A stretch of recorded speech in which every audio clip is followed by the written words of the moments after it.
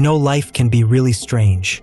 It can be really strange to those of us that choose to live out where few people do. You see, I live out in the deep woods in an area of the USA that I would rather remain nameless. For context, I will say I am a divorced veteran.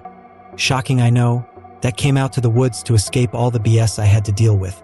Now that my children are grown, I don't have to worry about them, and since I never married again, it is just me and the dogs. I received a rather large chunk of money due to an inheritance and was able to build this house close to the exact way I wanted it.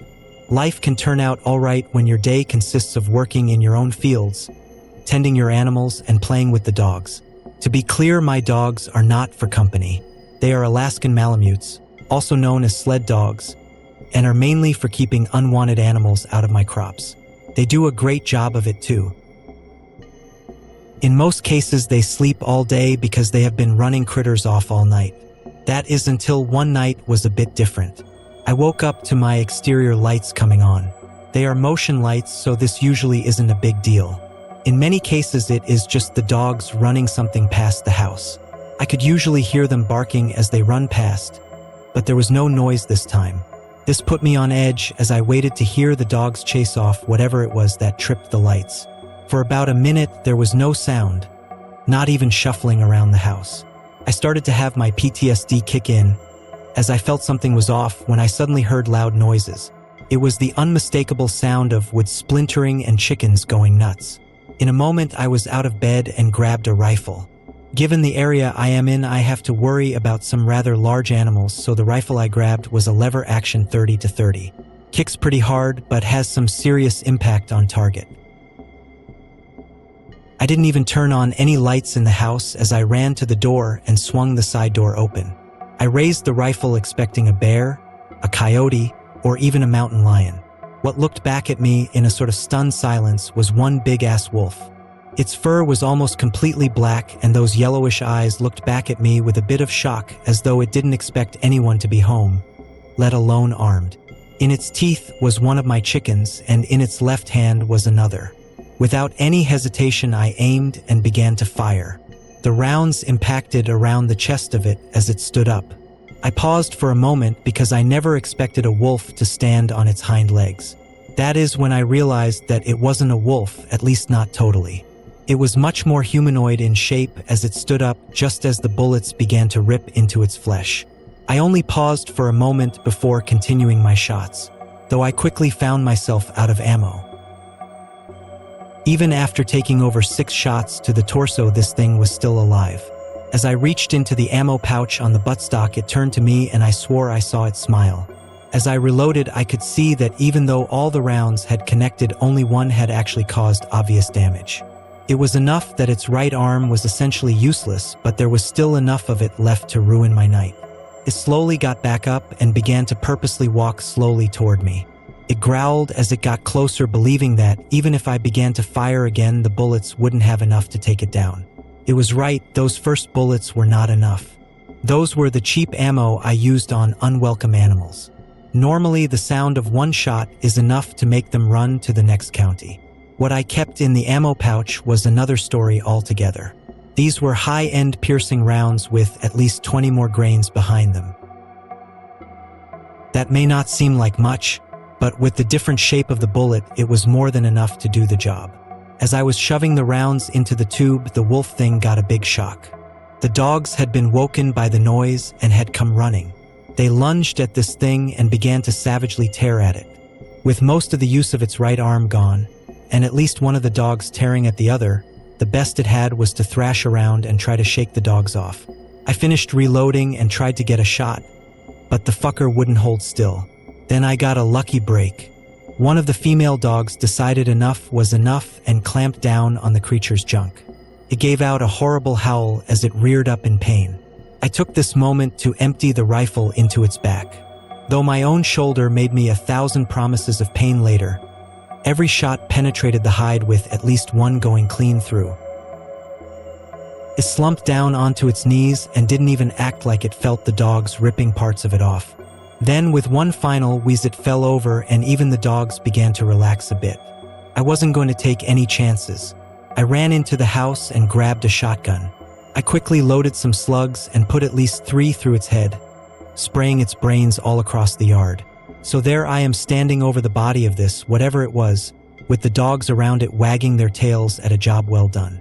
All of us naked to the cool night air as we were looked this thing. Yeah, I didn't mention I sleep that way. Probably what scared/surprised this thing so much when I opened the door. I gave all the dogs praise and head pats before checking them for injuries. Aside from some light scratches, the dogs were fine. I went inside to turn on all the lights and to get clothes on.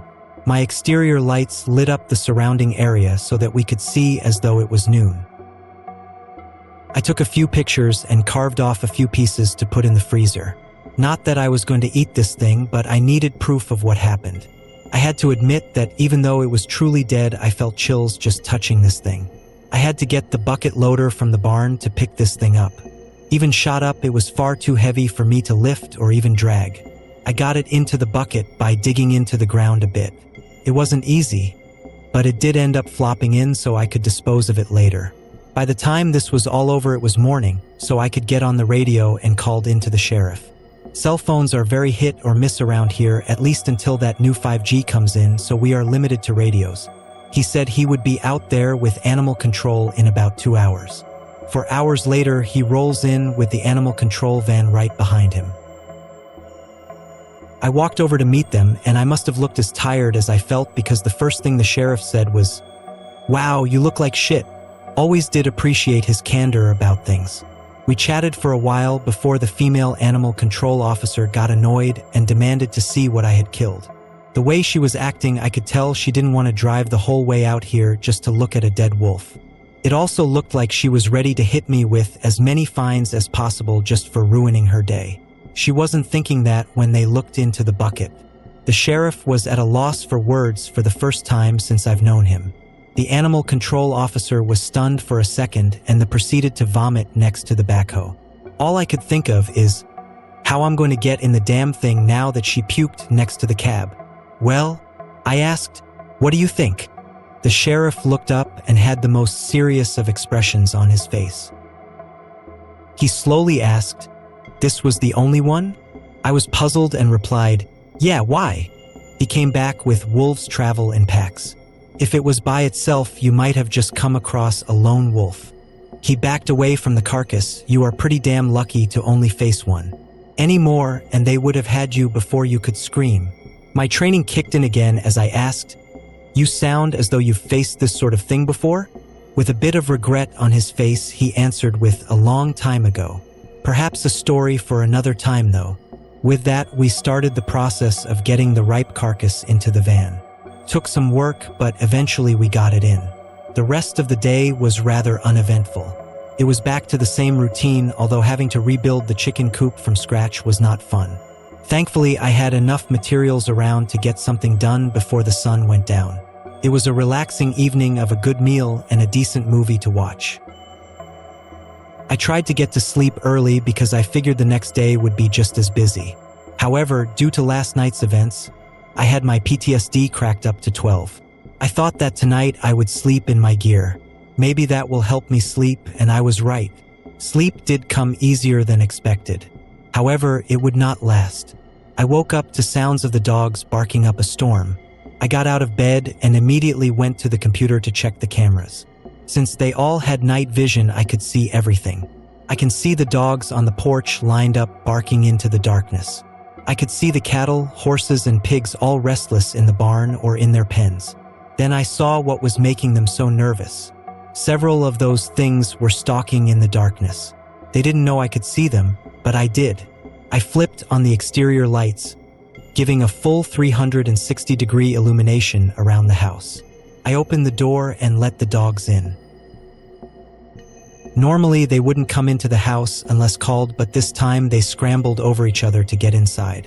I didn't turn on the internal lights because the externals gave me enough light to move around without an issue. I returned to the monitors to see where they were going. A few started to test the doors to the barn. I smiled a little as I hit the deterrent. By deterrent, I mean the bear spray that was set up near the entrances in case an actual bear tried to break in. It happened once before, and the spray sent that furry fart running. In fact, that is when I started getting the dogs. This time, one of those things looked right at the nozzle as it dropped down and got hit right in the face. The other two didn't get hit directly, but close enough that they were howling in pain. I just had to chuckle a little at this. There was a similar instance with the pigs as well. The only difference is one thought he would be smart and just jump into the pen. Oh, what a bad idea that was. You see, my pigs are not purchased, but captured feral hogs. If you ever talk with a hog hunter in the US, they will always tell you to never, and I mean never, corner a hog. These ones still had their balls and their tusks. That wolf thing reached in to grab one and two big males charged it.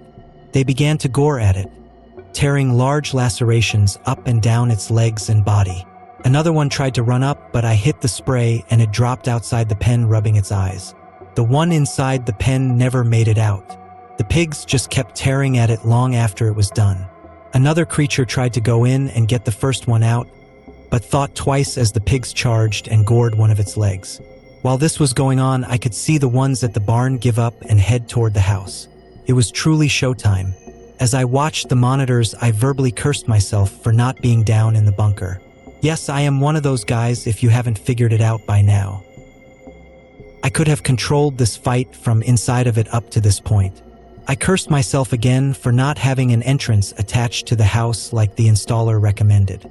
Would have made this so much easier, but I didn't have time to think about this now. Things were about to get very sporting. The creatures seemed hesitant to get within range of the exterior lights. I kept watching, and it only seemed like there were 4 left. Really wishing I had someone to watch the monitors for me, I watched as they stalked around and eventually began to throw large stones at the lights. Took a few shots, but soon the lights began to go down. The dogs were freaking out around me as the lights began to go out one by one. I had my nods, night optical device, ready as they began to slowly approach the house. I cursed a little bit again as I realized the only reason they were taking their time was to check for traps. In truth, the only thing I had around the house were thorny bushes. This might not even slow them down. Suddenly I heard a loud thump. I spun around and could see the main window shaking. It wasn't broken, but something had hit it for sure. Then I saw something large hit the window and bounce off. It was a furry body bashing it, trying to break it. With another hit, this time claws first, it damaged the window. I steadied myself and pushed against the side of the doorway and waited. I knew the next hit would come soon, but what came next? One of them smashed through the window and right into my sofa, crushing it under its weight. I turned on the flashlight on my rifle and illuminated the thing. It was a bit confused at what it had just gotten itself stuck into. The dogs instantly charged and began to rip into this thing as another jumped inside. I turned my rifle to it and began to unload into its face. I should mention that this was not the 30-30. This was a SCAR heavy with armor-piercing incendiary rounds in the magazine. I make them myself. Difficult materials to work with, but oh so effective. I began to empty the magazine into it as it yelped in pain, then cried out in agony. You see, the rounds could pierce the hide, but since they didn't always exit, at least half of the rounds sat in the body and burned at around 4,000 to 5,000 degrees Fahrenheit. Any organs that were touched were being cooked inside the body. I would have put all 30 rounds into it right then, but one of my dogs was thrown past my line of sight from the fight they were having with the first one of those things. I quickly turned and put the rest of the magazine into the creature's face. This time, the ammo cooked the creature's brain. It grabbed its head and toppled over as smoke trailed out of its face. I looked over and saw that one of the dogs was split in two and another lay motionless on the floor from being thrown. I didn't have time to mourn as I suddenly heard the door get smashed down. I spun around to see another one coming in. I went to shoot, but I was out of ammo. I quickly went to reload.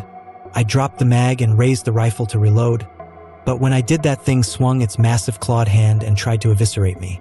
It flung me back into the far wall with an insane amount of force.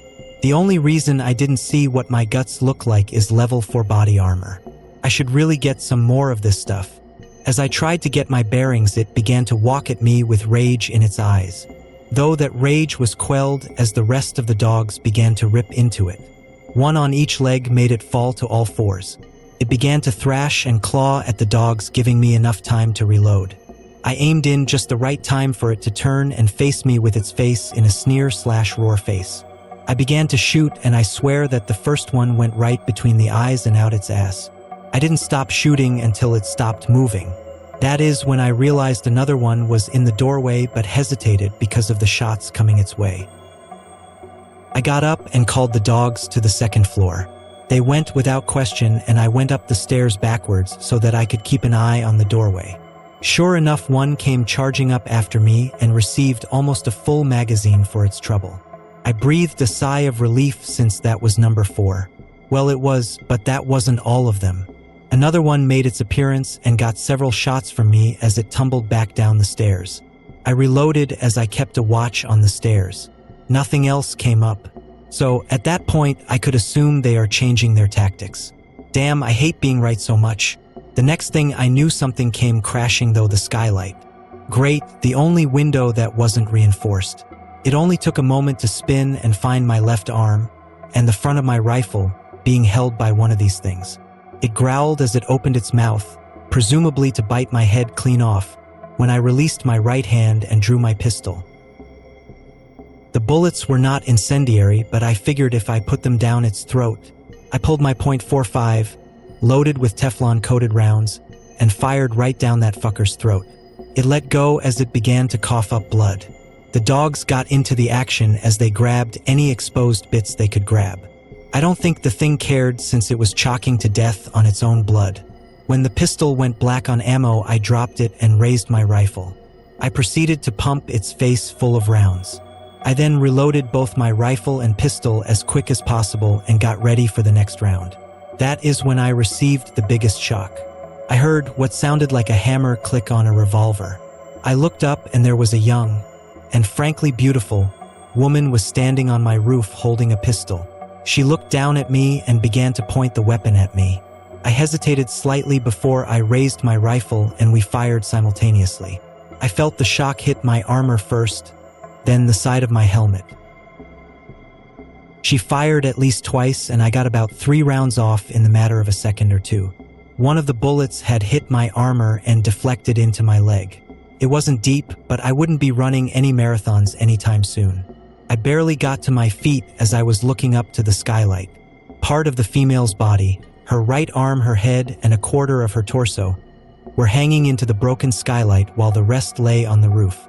A lot of blood was dripping from the roof, so I figured I got her. Though it confused me why she would be here. Curiosity got the better of me and I reached up and grabbed her hand and pulled. Hard. The body landed on the floor with a thud. I looked and she was very attractive for a woman that just tried to kill me. That thought brought me back to my senses and I began to look around for others.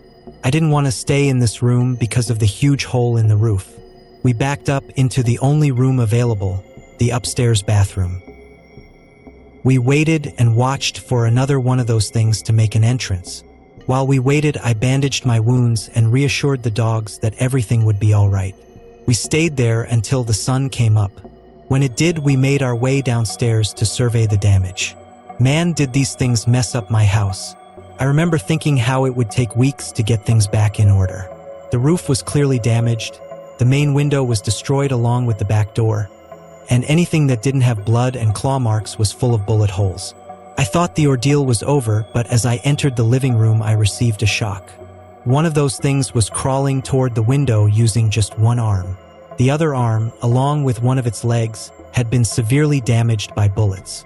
Another bullet seemed to have punctured its torso. From the way it was moving, I'm pretty sure the spine was damaged. I had to figure that it was one of the two that charged the stairs. However, I wasn't as concerned with it as I was with the dog that had been thrown across the room. I checked to see if by some miracle it was alive. No dice. Now, when you are being trained in combat arms, you hear a lot about how to never take the job personal. You have to keep it professional or else you will lose focus on the mission and get yourself in deeper than you want. Can also eat you up inside until there is nothing left. With the loss of one of my dogs by massive blunt force, and the other in 2 pieces on the other side of the room, the professional in me took the rest of the morning off. I walked over to the crawling creature and kicked it over so it was facing me. It was clearly in pain and yelped when it flipped over. As it did, I shoved the muzzle of my rifle down its throat. Its eyes widened as I stood over it. "You killed my dogs," was the last thing it heard. With that, the fight was over. I then had time to dig the bullet out of my leg, call the sheriff, and bury my saviors. I was finishing up burying the last one when the sheriff rolled up with about a dozen vehicles in tow. I limped over to him, and he didn't even ask what happened to my leg aside from if I was bitten. He asked to see the house, and we walked. I had to stop halfway and ask who the hell were the people following us. The sheriff assured me that they were just the right people to handle this sort of thing. We surveyed the damage, and the extra people immediately started taking notes, pictures, video, and checking the entire property. They were a bit put back when I mentioned there was one in the pig pen, though their eyes lit up when they saw that I had CCTV cameras on the interior and exterior of the house. One of them started to disconnect the computer when I pulled my pistol. The sheriff had to calm the situation by being the mediator. Things calmed down when he asked if I could make them a copy of the past 2 days. I simply responded with, "Get an external drive. A simple memory stick won't be enough." Surprisingly, the guy left and came back about 3 minutes later with an external hard drive. He tried to pull a fast one by attempting to upload a virus that would wipe my computer once the download was complete, but this only led to an error message on his device. Call me paranoid if you want, but I never trust someone I just met. When he came back with a clean one, the download went smooth. In the middle of the download, we all hear one of the guys yell, "Holy shit!" We all run up the stairs to see him standing over the body of the female. Everyone looks dumbfounded, so I asked, "Okay, somebody explain to me what the hell is so interesting?" The sheriff explains, "Well, you see, these creatures are always led by a pack leader. For most of them, it is a female. Just like so many royals, they like to send in the troops while they sit on the sideline. That way they can pick and choose their mates out of the strongest. It is rare to find one, and even more rare to take one out. Without the she-wolf, the pack cannot reform. It is gone for good." I was a little put back and said, "How do you know this is one?" They opened her eyes, and the canine yellow eyes are unmistakable. Okay, that one made me pause a bit. A little while later, I was talking to the sheriff, while the medic that was making sure I was okay, when I asked, "Well, it is good that everything worked out, though I just have to wonder how I will afford to fix my house?" The medic chimed into the conversation with, "I'm sure you will get paid very well for your efforts along with the bounty on that she-wolf." The sheriff added, "He's right. Besides, I know a few people that would be very interested in employing you. You clearly have one hell of a resume." He chuckled, motioning to the house. I started thinking about it as soon as they said it. I am now looking over the house. They took the bodies, at least what was left of them, and cleaned up rather nicely. They didn't fix any of the holes or damage from the violent entries. They did make a phone call and get me my hush money. Bounty for taking out all those crazy things. As I look at the house, petting a dog with each hand, I can only think of one thing. Guess I'll call the building contractors tomorrow. Oh, and if you are wondering why I never called those things the word you've been thinking this entire time, it is because they don't really look like what you would think. Some looked more foxish, while others looked more like Rottweiler, and even one that looked like a Great Dane. Also, they were different sizes too. It was kind of like if someone was playing with a CRISPR formula but was random with the ingredients. Anyway, I'm not sure if I should call the sheriff's friends or not. Though right now I have bigger concerns. I really need to get the bunker hooked up to the house and get stronger windows. Oh, and a steel door this time.